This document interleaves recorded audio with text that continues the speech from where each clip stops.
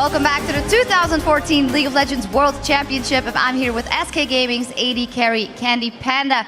Now, Candy Panda, of course, not the best day for you guys. You guys got knocked out. What were the first reflections of your performance here? Well, it's really sad and kind of embarrassing because we came here as like a really good team, or so we thought. But then it all went downhill, and like it's just really depressing. How much of that do you feel like you personally or the bottom lane was mechanically underperforming, or was it being outclassed?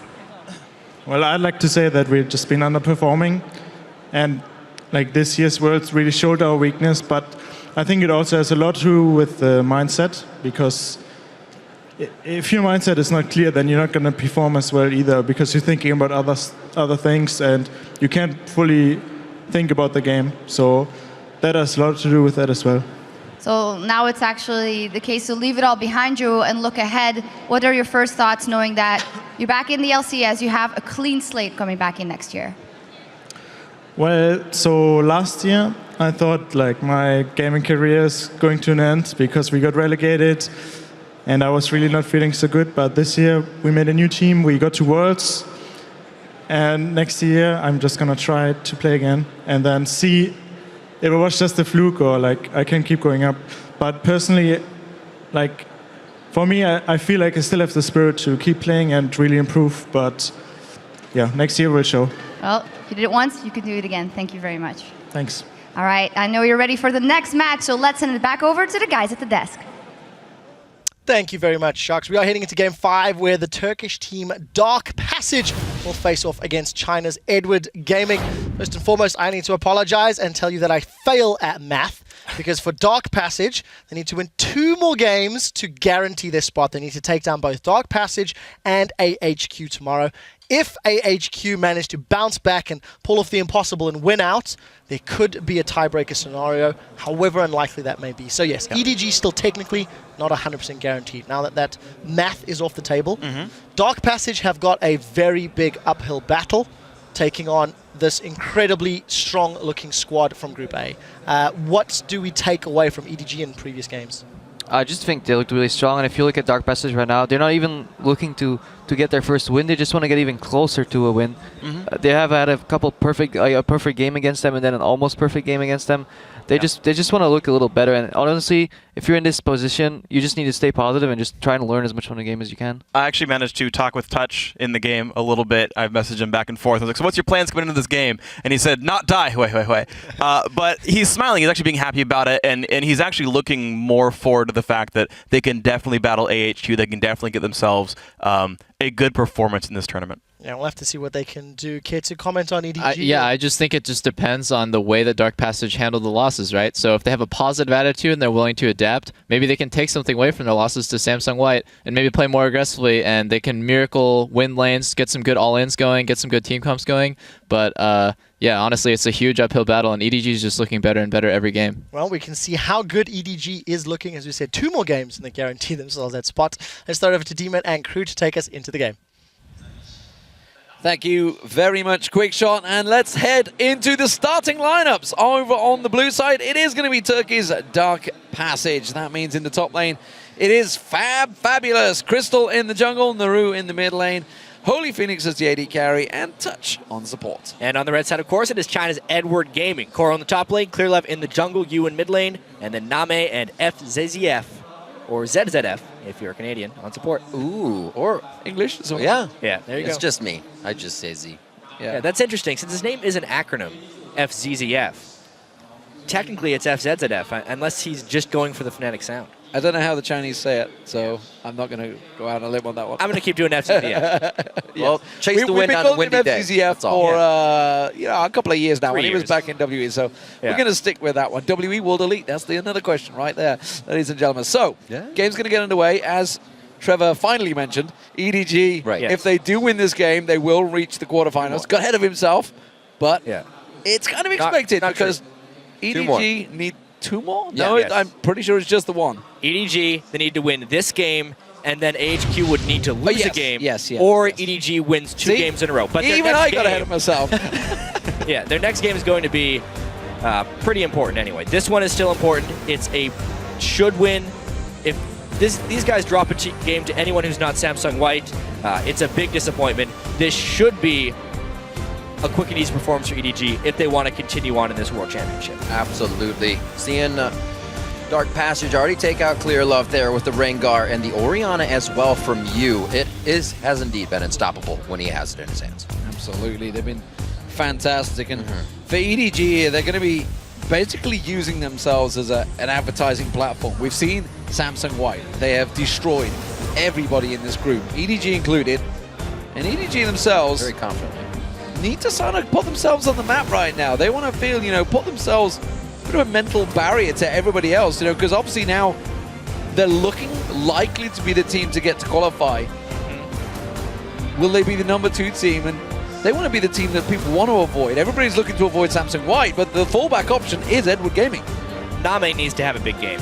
I feel like he needs to have a big game for his confidence. I mean, the other rival AD carry in this group is Imp, who destroyed him in a 2v2 lane, has already picked up a pentakill, is just putting up these absurd numbers, and then Name has had these average to lackluster games where he should be dominating. So this would be a game for EDG to build their confidence. Absolutely. Meanwhile, his Chinese counterpart Uzi is setting records right now as well. So, there's a lot of pressure, I would say, probably on Name's shoulders. A little bit of catching up to do on there. Zillion passing through on this one, so we'll see how Dark Passage answers to this. Focus on the mid lane allows that to go through, and we will see another game of Braum coming in. Fat Fabulous has already picked up Rise, looking a little late game here. Yeah, so looking like, again, very standard picks for Dark Passage. I wonder what type of strategy they'll come into this game with. It's so difficult when you are a completely overmatched team in these situations to try and make good of the situations. Analyst Desk had that discussion earlier on in the day. What kind of cheese strategy are they going to use? What kind of weird thing are they going to try and pull out? Let's be honest. At the world stage, that stuff probably doesn't work. So they're just going with whatever they know best, and they're still getting outclassed. We'll see if they can make something miraculous happen. One thing we have seen throughout this tournament so far is some very impressive Aurelias. Who'd have thought Aurelia's making that appearance all over again, and it looks like it may well be Koro going back to a champion he's had great success on in the past. I would say great success. He's 1 of 3 in the summer, but he's had great success here at Worlds on this champion so far. Aurelia, as a champion, exploded in the LPL playoffs. I lied. He's played Maokai 3 times. You're just all over the place right now. My stats are just wrong. I'm just getting pulled from pillar to post. Well, I'm sure he's been practicing it well. There you go. Indeed he has. It's in. So Name does have something that he can carry into the late game with. If Yu does not get something he wants, he's actually leaving that up, obviously, to counter pick. Man, this is still a fast picks and bans going through here. Dark Passage, they have been growing as a team so much throughout this tournament. We see them correcting things from game to game, but everybody's still able to find a way to the finish line on them. So far, looks like they're going to be locking in with 30 seconds left. They're going to do some fun hovers, and actually the Jace touch locking that in for the team. Oh, that's the real fun, is the Junker Pantheon. Yes. All right, so a couple nice things coming out. Finally, they're going to be doing a slightly different strategy here. We hear so much talk about mid lane Jace. Every mid laner, it seems, has dabbled in it, but they just never seem to find the right situation to pull it out. Here, they recognize they're going to be going against a mid lane Zillion, so the high amounts of burst AoE damage that Jace can do is actually one of the best things you can pick against Zillion strategically, because if you make everybody low, the ult has much less effectiveness, and generally when you're running Zillion, you have a very squishy team. So I really like the Jace pick in this context. Easily locking in that Thresh for the last, so Yu gets his Zillion. This is going to be a fantastic matchup. A lot of speed to come in on these fights with that gate going open. We'll see if Fat Fabulous can proc his ultimate and just fly right through and get those lockdowns that they need. Yeah, for a second I thought they were going to try and do a last-second switch-up on us, but they were probably delaying the lock-in just so everyone could make sure they had the right Rune Master page down there. I actually do like this pick and ban from Dark Passage. However, we know they're very outclassed in this tournament, so they'll have to play miraculously to pull out a victory. Yeah, I mean, Edward Gaming they got the double resets, they've got a lot of safety with the Lantern, and of course the Zillion ultimate, so there's a lot of in and out possibilities for them. Dark Passage are just looking to try and make an upset. Dark Passage was able to get the first blood on EDG last time these guys played. It was a very nice play to the bot lane. Holy Phoenix has his Lucian, but the Thresh is really the combination they love to get something going with. Yeah. Get that Dark Lantern, Dark Passage, again, back to the backside and get those ganks coming in. So that's going to be a little bit fizzled. Can they still put the pressure on? Well, that's the thing. They could have gone for it. Instead, they chose Braum first. That's so true. the Thresh option was available to them. Maybe they just fancy changing things up. I mean, the fact that they've got a Pantheon adjacent there says they're absolutely changing things up. Yeah, Lucian Braum is much more aggressive, right? They get the double shot from Lucian. They can proc stuns very quickly, which will be necessary when Pantheon ultimately will try and gank that lane at level 6. So I do like the synergy they've been able to put together there. Well, the match is about to begin, and we'd like you to turn your attention to Twitter and tell us who you think will see the victory screen. Tweet us hashtag DPWin or hashtag EDGWin at LOL Esports, and we'll be tallying up your responses. Of course, the Dark Passage fans have been strong out there in the last couple of votes. Yeah, every time they have that vote, they're around 78%. It's like right when a dragon gets taken or they get a kill, we'll flash that vote up because, let's be honest, these fans are numerous and they do believe. Do believe indeed, and I believe we're into game. Dark Passage versus Edward Gaming. Coming out for the last game of the day here, day 3 at Worlds Group Stage. EDG trying to make a lot of moves here with a win, and then hopefully have an AHQ with a win as well. They'll be solidifying spot nicely. Doesn't look like there's going to be too much fanciness coming out from either team. Doesn't seem there's going to be any early aggression. We have seen a couple of invades when teams have just rolling the dice and hoping that they can get something from a level 1 play. It seems that both Dark Passage and Edward Gaming are looking to start this one out fairly slowly. Little strange positioning though. It is Crystal running the mid lane. I think Touch and Crystal both doing a bit of taunting there. We'll see where they can go with this. Last time these guys played, we had the deep wards going in that showed that it was Holy Phoenix and Touch that wanted the 2v2 versus Name and FCZF. They actually got the lane pretty late and still played it well. Like I said, they got the first blood. So if they can come out strong here, we have a nice, fun mid-game with this dragon. Where you going, Crystal? Oh, where you going? You're going straight into a hook, and I talked about level 1 plays. Thought he'd get a cheeky peek over that blue. Not going to work out, though. That is one of the worst things to happen to a Pantheon at level 1 is to have to burn your flash. One of the main reasons when Pantheon has seen play that he sees the play is for his level 2 or 3 gank in the mid lane, which very often is just a trade of flashes so they can give a quick advantage to his own mid lane. You flash stun on Pantheon, maybe try and get a kill, at the very least burn the flash. He can't do that anymore because he was trying to gain intelligence on where the enemy jungler was starting to avoid a counter gank. Now, it's just pointless. Fizzled out a little bit there. I'm pretty sure we'll see him coming to lane soon to get a little bit of help out. Push coming in here from Holy Phoenix and Touch. They try to get some light bringers to spark a little damage on FCZF, but he dodges out. Name is not going to have any trouble farm. Actually, no, he has explosive shot, so that's going to mess some things They up. missed 3 CS on that first wave. Well, 2 CS. No, 3 CS on the first wave. Right. The Targon share, for those of you wondering, will show both CS since it is shared. So FCZF got one of those, which is credited to Name. So on the first wave, if they do 1 share, it should show as 7 CS if they got all of them, and they only got 4. So they missed 3 big CS on that first wave. Good prevention on those tweets coming your way there.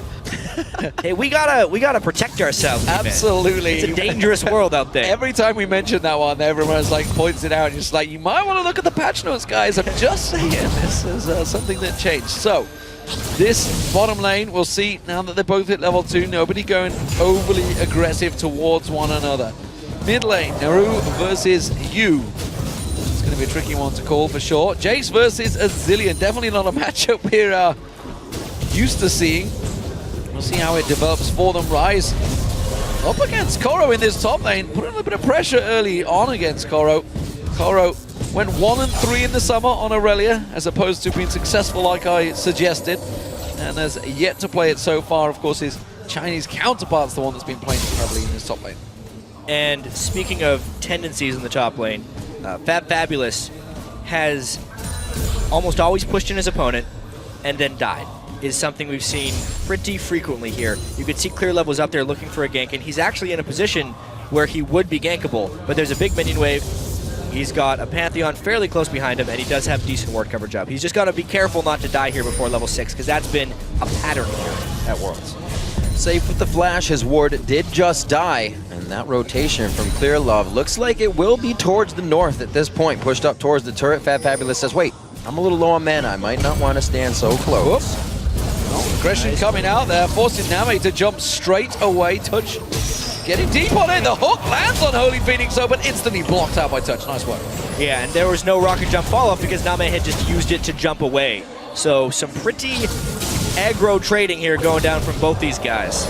Nicely They're going to eat done. their health potions. Oh yeah. Mana potion, or mana rather, in favor of Name on these trades. Holy Phoenix uses his mana to do damage, so they got to watch out how far these fights go. Could be in favor of Name and FCZF quite soon. Bit of back and forth between these. We'll keep our eye on it. We're talking about Name needing to go big on this one. He is up against the Lucian, so expect him to be under a little bit of pressure early on in the lane phase. Junglers, we're not seeing a great deal of them so far. Clearlove is making his way down towards this bottom lane, though, so we may see him making the first appearance. Will the Lantern be coming out from FCZF in just a moment? Well, no summoner spells burned. However, Dark Passage has been playing very aggressively. I think EDG is trying to bait something here, but they're a little bit close to their turret to actually prompt some Dark Passage aggressive. They're just going hard. There's the caster wave. They can get by it now, and there's the Lantern coming in. That's going to be the hit up onto Holy Phoenix, and Touch is going to get locked in a touch too much, and they are going to be able to pick up those kills in the bottom lane. And that's exactly what EDG needed. Oh, no! Gets him. Womp womp. What the heck? What a late ignite there by Touch, ticking him down. Crystal trying to get a counter. Oh, he's going to try and catch on towards him. Gets the stun just outside of the tower. Is it going to be enough damage? I think he's safe, and Koro walks away from that one without burning any summoner spells. Oh, wow. Flashes onto Naru. He gets the gate, though, and he's able to get some speed out of that one. Does the slow come in? He gets himself over the wall, and it looks like he will be going down in this one. It's just a matter of time. Naru gets it up. Wait! The rest of the team, the bomb! Oh, it does take him down in the end. But Dark Passage is not getting anybody. Fabulous comes in on this one, and they're going to be able to lock down FCZF. Chrono Shift coming back up. Wait a minute. The flash. Okay, he's going. What was EDG thinking right there? It's like everybody flash over the wall, just everyone burn your summoners, and the resurrections that happen from Dark Passage in their base, so they get the collapse in there after this dragon, going to have a lead over EDG 7 minutes in. Crazy, crazy stuff there. So, dragon goes down. Dark Passage in the lead. We'll see how long it works out from EDG having a immaculate turnaround down that bottom, barring that one single ignite taking Name down. It has quickly turned around. We'll see how it progresses. Name versus Holy Phoenix. The battle continues. For EDG, trying to build confidence going into the quarterfinals if they're able to win this game, even though they haven't clinched, this is not the performance you want to have early against a team that has been a punching bag to other teams in this group. To be struggling here at 7 minutes does not bode well for EDG throughout the rest of Worlds. It does not, and like we've been saying, DP is learning more and more throughout these games. Their warding has gotten so much better to create opportunities for themselves. You can see it now, FCZF having to clear out this one, which DP just got Dragon off of. I was just going to say, you think back to game 1, this is the exact same story. Dark Passage had a very good start, around about 10 to 12 minutes in. Then EDG finally turned it on. This time around, though, it's just misplays.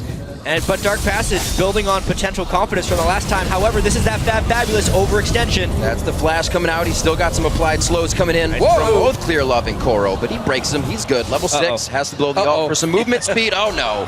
Unstoppable. You think you're safe, but here comes Zillion around the outside. Is he wise enough to grab the kill? Yes, sir. All right, so EDG gets something back, but they still had to invest a heavy amount of resources for that top lane kill. Dark Passage now gets to go in for the blue buff, and we have a game on our hands. Absolutely. Blue Steel in there. Naru also put a lot of damage down on that tower, I believe. You can see him hammering away on that while they were pushing up towards the top lane. Clearlove now leaping in to try and steal away that blue. Naru does not want any of that. He's going to come around the corner, but he's going to be tricky to stop a smite from Clearlove, that's for sure. Will he force him away here? Goes aggressive. Manages to not get in the way just in time. Clearlove steals it away with a smite, no problem. You got a little bit of AoE damage when you lay down the hammer, but did not work. Crystal cleaning up mid lane here. He's got himself double buffs. Looks like they're going to be safe for now. Bottom lane, bit of aggression. Nicely dodged out there. No trouble coming in for Holy Phoenix to touch just yet. 2-1-1 for Holy Phoenix to carry toward our Dark Passage. I do have to commend Dark Passage here for putting up such a strong showing early on in this game, because it gets to you when the games they had against Samsung White had to be demoralizing. To come into this one and still be able to put up a performance, they have a very strong amount of mental fortitude right here. 9.5 minutes into the game, they are even in gold with the #1 team from the LPL. Well, currently Fabulous no flash this time around. He's got to be careful he doesn't get baited in. He's got to realize that Koro is drawing him into that area. Clearlove ready and waiting, and Fabulous playing this one wisely. Now he realizes he's in trouble, gets caught by the Void Spikes, but he is safe. Koro burned his Blade Surge so early right there. However, the wave is lost, and Fabulous is still very starved in items and experience. He has yet to complete his Catalyst already in the game, so he actually is in a large amount of trouble. Next you see Koro, as usual, trying to get that Sheen out first. The early damage to come in against Fabulous in that top lane. Just hasn't been able to create the recipe all the way just yet. Both junglers out of the base, back into the jungle, see if they can create more opportunities for their team. So far, Clearlove with 3 of those 4 kill participations. We'll see how this one develops. Naru now with the Brutalizer complete. We'll see whether he starts to keep pressure on, because Yu's the one that's been roaming. He's been looking for those kills and helping out and getting them. He's kept up well ahead. Not well ahead, he's close. Not too far. Holy Phoenix just walking straight up to Name and saying, what up? Now jumping on the top lane. Koro's going down here. Or is he? Can he get away? Fabulous. One more hit's not enough. I don't think he can close the gap. The minions are walking him off. He goes invisible, gets the ward down. You haven't got the range, surely. He's gone so deep. Oh my gosh. Oh, the potion. That is why you always drink your health potions. Now what do you do with the dive? It's going to be big. Holy Phoenix trying to stay alive. Clearlove takes a bit of damage because he's the focus of the turret. Touch is still in there. Chrono Shift coming up big for Clearlove. Beautifully done by the team. They are able to take down a kill in the bottom lane as Koro stays alive up top. They're creating pressure now. Chase around the side though. That's a death bomb. Oh, he's about to explode. Naru coming in, you're 4v1, buddy. What are you going? We're going to see the teleport from Fabulous. Make that death drop coming in from Crystal, but they are all so split apart here. Naru will go down, and then Fabulous goes in. Where are you running to, Fancies? Yes, going to put Chase on this one. The bomb cuts in, and EDG turn on the power. I admire the courage of Dark Passage right there, trying to make plays 1v4 and 1v5. But sometimes you just have to say no, and you have to slow down. Oh, this is going to be another one. This is where they start the stranglehold a little bit more. EDG finding what they want and getting that lead. So I want to rewind briefly. That tower dive down the bottom, if Fabulous had not continued that chase and just simply forced him off the tower, he could have teleported down, made it a 3v4, and when there's a rise in a 3v4, it would absolutely make it a lot more tricky. Yeah, I mean, imagine right now a Rise teleporting in on that turret the instant the dive starts. It suddenly doesn't seem quite so hopeless, but because the teleport was not available since he had to recall on low mana, easy dive, zillion alt saves under the turret. Holy Phoenix sticks around a little too long because they're waiting for the flank. They're trying to turn this one around, but remember, the timing is just so low right there. Fabulous is actually running towards the lane and only teleports when they see the counter teleport, just not the synchronicity or synergy they would need to counter a team like EDG diving as 5. Very nicely played. We see you picking up a Magi's, trying to get a little bit of ability power and cooldown and the full stackage. 21.2 to 17.4, a little bit of a back and forth here for the Dragon, but not enough contest to really put any damage down on it. Dark Passage loses out on that one, but it's 1 of 2, so each team has a Dragon with themselves now throughout the game. We are 13.5 minutes in, and EDG is starting to really turn up the heat here. Let's see if Dark Passage can re-answer that. Yeah, it's the 12-minute mark that I talked about. Last time they came around, they hung around, it was pretty close, but now EDG just turn on the power. Indeed, Dark Passage in that last matchup, they just went in one by one. It was solo queue-esque, and as you said, the synergy wasn't quite there. They knew what they wanted to do, they just didn't commit to it. I actually said the synchronicity wasn't there. Well, Thanks anyway. you made a word up. That was nice. Anyway, Dark Passage is definitely struggling now. I will say, though, that EDG, if they want to have a chance at winning the World Championship here, they have to clean up their early game. Yeah. Every single time they've struggled, they have not honestly looked that impressive. Name, for as much hype and respect he has gotten in the LPL, he has not shown up yet on the world stage. His early laning has been even at best most of the time. Yes, he can make some ganks happen, but it's not the jaw-dropping plays like we're seeing from Imp and Uzi so far at Worlds here, and he needs to have that level of play in the group stage here. Bit of time left in this game to show what Edward Gaming can do to close it out once they get a lead. Well, definitely could strike fear into the teams they may be facing once they get out of this group stage. It would be one of the things they could really put under their belts here. A long game will definitely show the other team's weaknesses in their play. It's interesting. I wonder, I'm just casting back my mind that yourself and I would have been involved in, say, FPS games, the communities way back then with the group stages. Often the big favorites would come through group stages and be lackluster because, simply put, they're not focused on it. You know, we've obviously seen EDG make comments saying we're only focusing on the other teams. We're not really just, you know, concentrating our stats and efforts onto this. We're looking towards the quarterfinals, the semifinals. They're looking ahead in the tournament.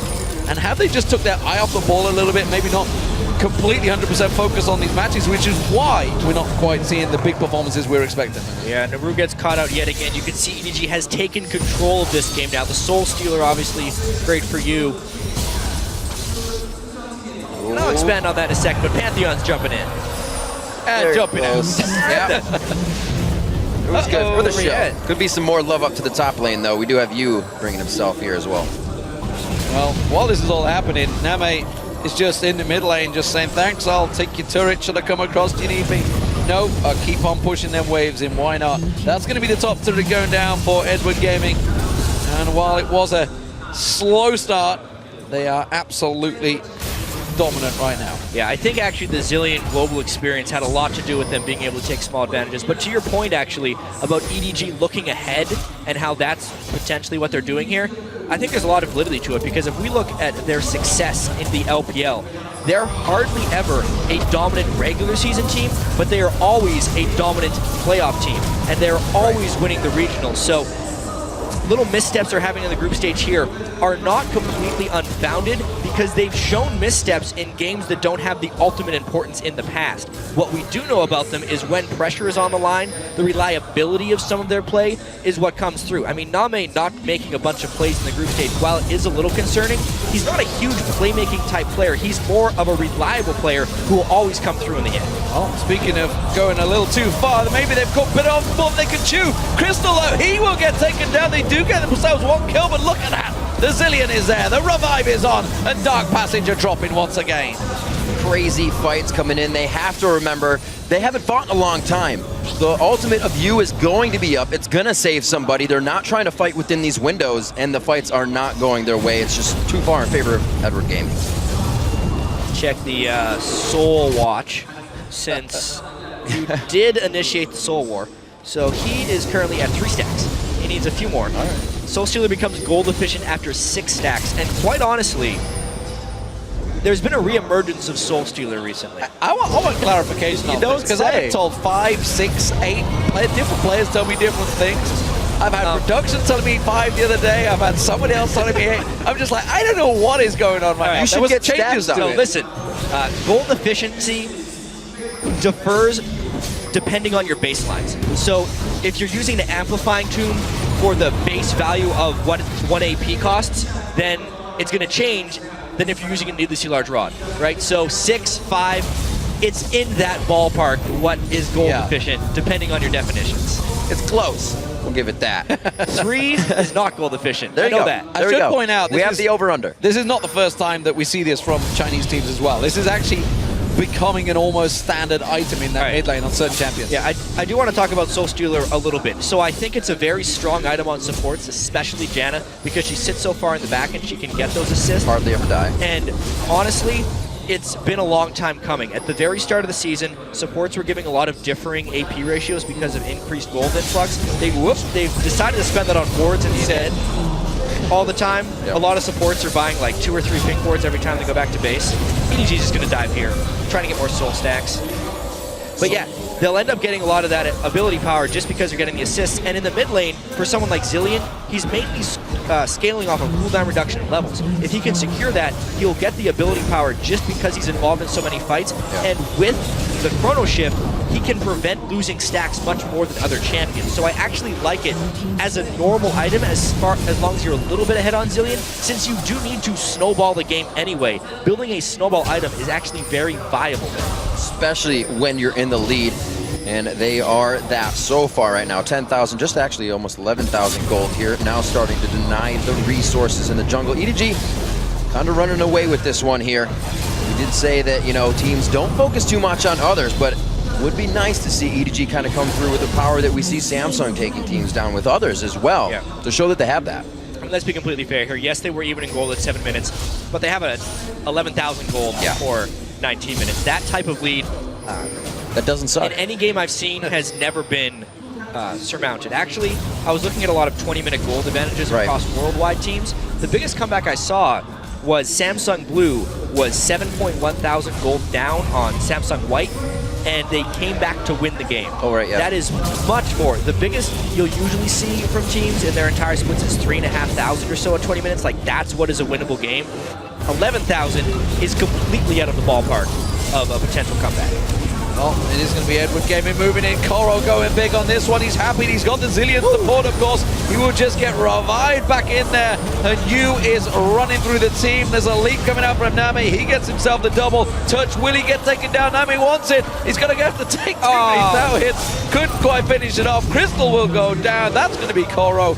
And that is a 4-for-0 as they turn and go towards Baron, while their AD carry takes down the inhibitor turrets. These shots look like they hurt, and that might be because Name's level 13. He's shooting level 10s, level 8s, and level 11s. That Zilean experience is so paying off. Yeah, and speaking of paying off, Majai's Soul Stealer is gold efficient now, 10 stacks.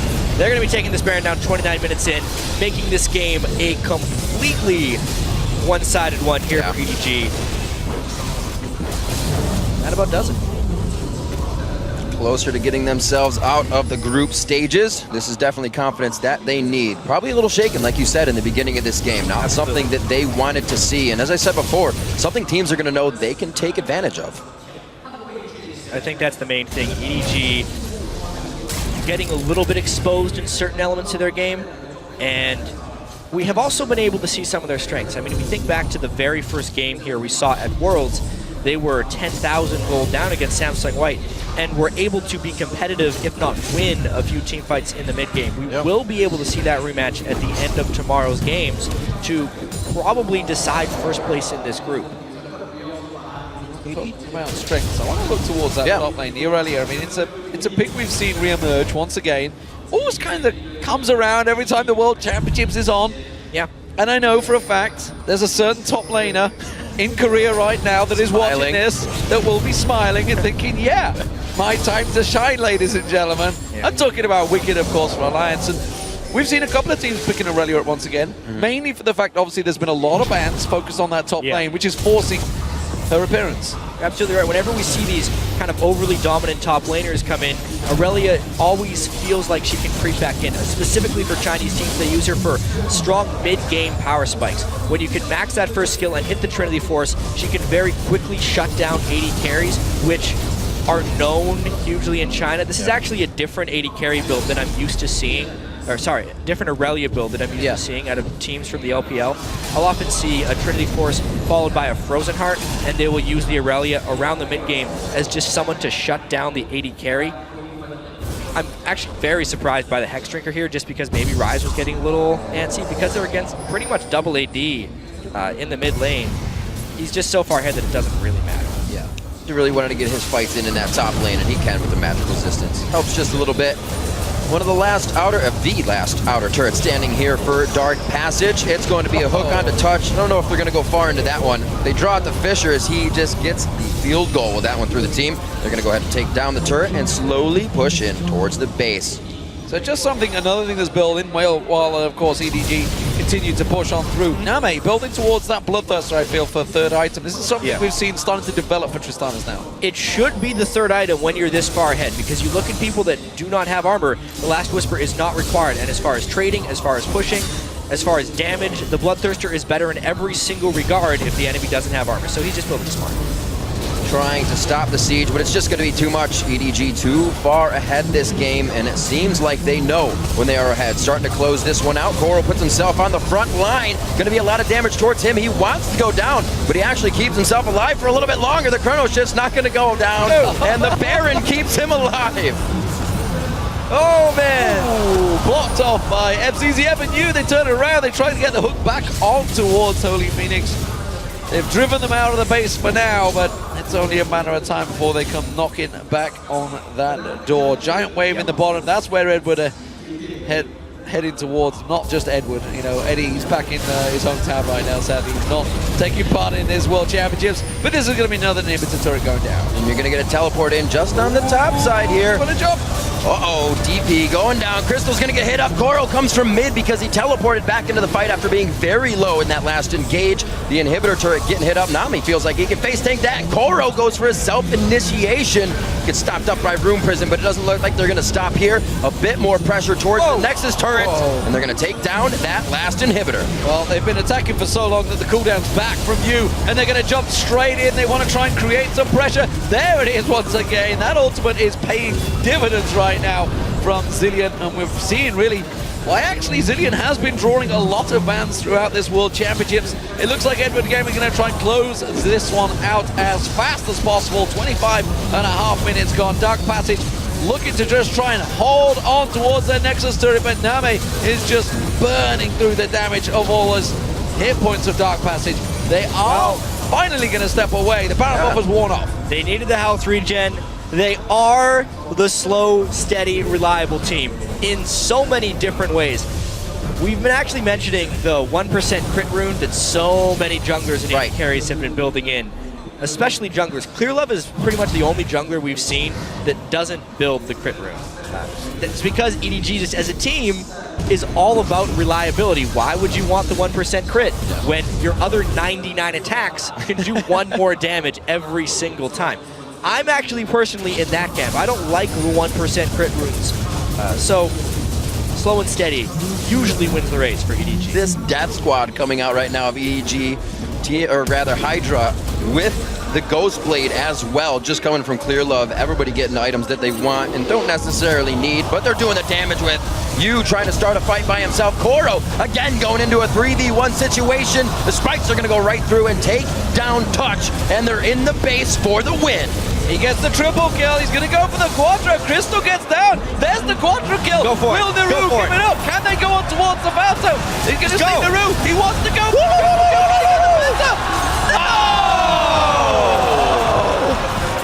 Name takes it, and that is the game for Edward Gaming. Only the Quadra. We didn't quite get the second Penta, but Edward Gaming looking strong. It took them a little while to get going, but once they did, holy moly, they tore apart Dark Passage. And it does look like they have a little bit of consideration that they're thinking about that game. We could have done this, we could have done that. Dark Passage coming out again. The little wins advances for them. They have had such an experience here on the stage and really have grown as a team. Absolutely, we've seen it. Yeah, Dark Passage, 7 minutes into this game, was even in gold with the #1 team in China. So no matter what else happens, they can take that away when they go back to Turkey. But slow and steady for EDG. Ends up only being a 27-minute game. It's pretty fast, slow and steady with 27 kills. However, not being able to close in that pentakill. Samsung White got their pentakill. Right? They're thinking, why wasn't the top laner the one we left alive? He's thinking, I bought this Hydra for a reason, guys. I wanted that pentakill. He almost got it. It wasn't to be. So Edward Gaming looking strong. They still need to get one more win, or AHQ need to take a loss to confirm that spot in the quarterfinals. But right now, they are a shoo-in. It definitely seems that way. The group hasn't put up much of a fight. It has gone the way we thought it would. Yeah.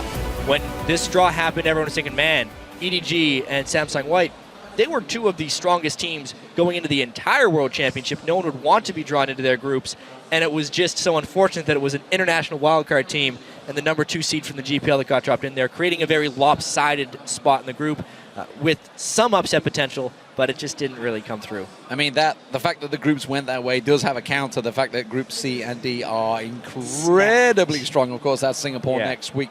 Tomorrow, big game's going to be happening. Edward Gaming will be facing Samsung White. That is the final game tomorrow as well. That's absolutely one people won't want to miss. We still got one more today, though. Yeah, we do indeed have one more today. We're going to head back over to Quickshot and the analyst crew for a closer look at that match.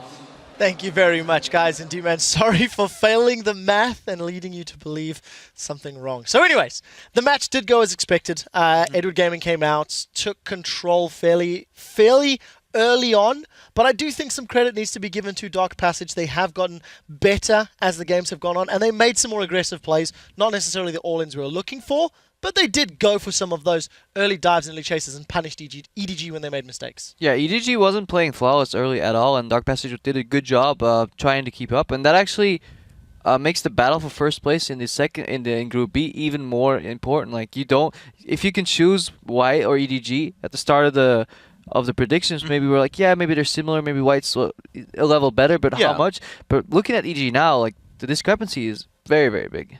Yeah, and Jat was talking about how EDG is known for stepping up and being very consistent, but this is the World Championships. It's so hard to just say, yeah, they're going to step up when it actually matters. If they play, for example, Samsung White or Samsung Blue, it's just going to be ridiculous to say that their early game would shape up so quickly. I mean, they're making so many mistakes, especially against a weaker team. I just didn't expect that from China's best. I agree completely. On one hand, you can say, well, they were playing a big underdog. They played a little bit recklessly, like Samsung White kind of was in their games, but of course, those guys made it look really clean.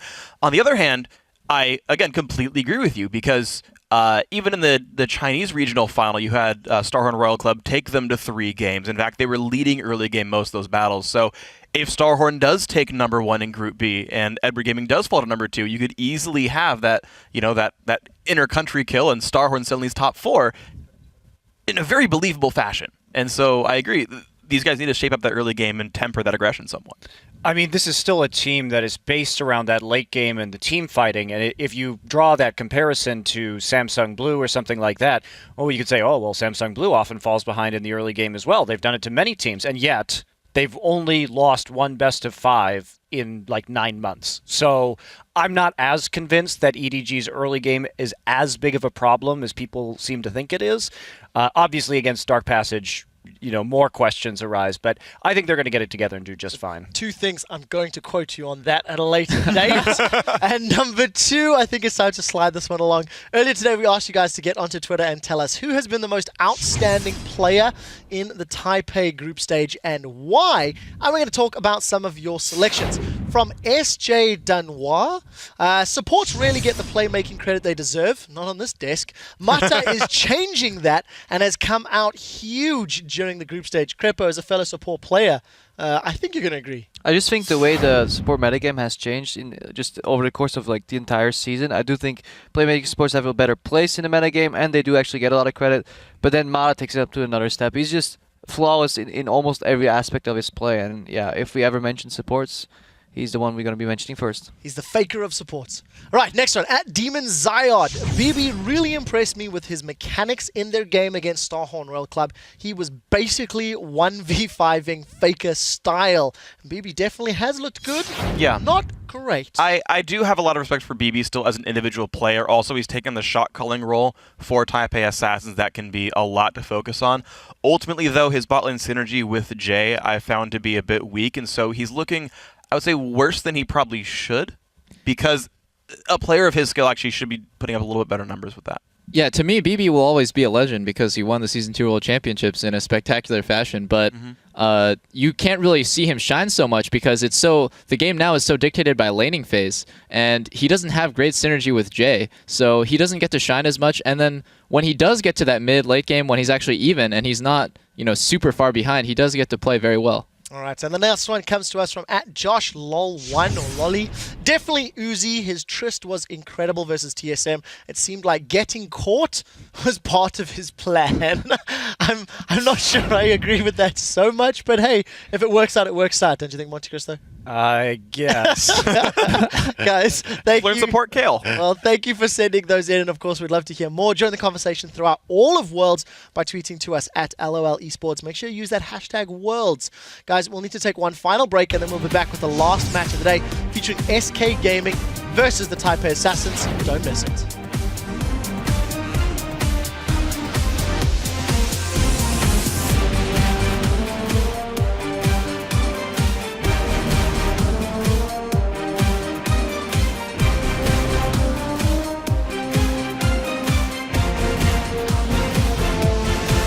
And it looks like he will be going down in this one. It's just a matter of time. Naru gets it up. Wait! The rest of the team! The bomb! Oh, it does take him down in the end. But FCZF not getting anybody. Fat Atlas comes in on this one, and they're going to be able to lock down FCZF. It is going to be Edward Gaming moving in. Koro going big on this one. He's happy. He's got the Zillion support, of course. He will just get revived back in there. Koro, again, going into a 3v1 situation. The Spikes are going to go right through and take down Touch, and they're in the base for the win.